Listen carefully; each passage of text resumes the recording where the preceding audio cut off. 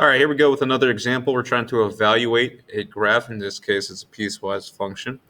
So we got to remember that the function notation is f of x. The x value is inside the parentheses, and f of x is going to be equal to our y value. So we'll use what we have about the parentheses and what's inside of there and that x value in order to go ahead and figure out what the y value would be. So over here, 4 different questions we're going to check out. Use the piecewise functions to evaluate, and we'll start off with the function at -3. So again, that -3 is inside the parentheses. That's our x value. We want to go to the x value -3. And go 1, 2, -3 right there. And right there is a point. There's no points above that -3 as an x value, but there are some points below it. And by some, I mean there's only one. So that -3 x is the x value. The y value is 1. Y value is 1, which means over here, pretty simple, much like the last video, f of -3 is equal to 1. Let's go ahead and do the next one. We have f of 0. And we're trying to figure out what that would be equal to. Again, 0 is inside the parentheses. That's our x value. We look above and below it to see where our graph is going to have x values potentially of 0.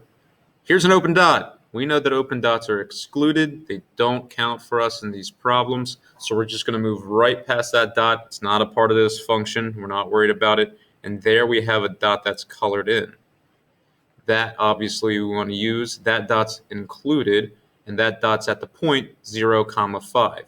0 makes sense because it's the x value and inside the parentheses, but the y value there is 5. So f of 0 would be equal to 5.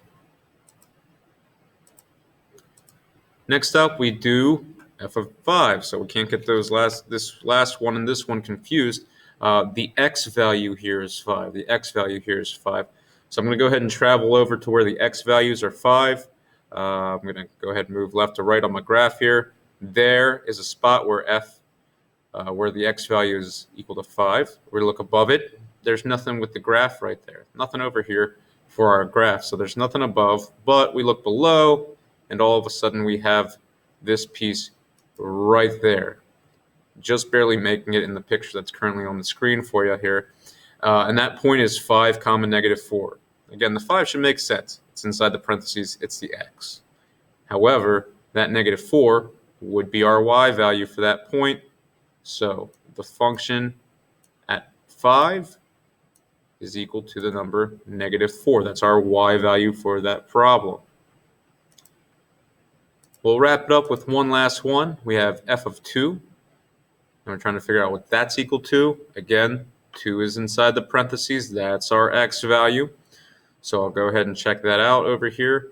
This is one that we haven't seen before where, just the practice sake, we do have something above it. We do have something below it. But we do need to consider certain things such as that dot's open. It's excluded. It doesn't count. It's not part of our function. Not part of our function if it's excluded. The dot below, where our x value is 2, does count. It was colored in, so it's part of our function. We want to make sure that we take care of that, and we make sure we take a look at it there. So when our x value is 2, our y value is -1.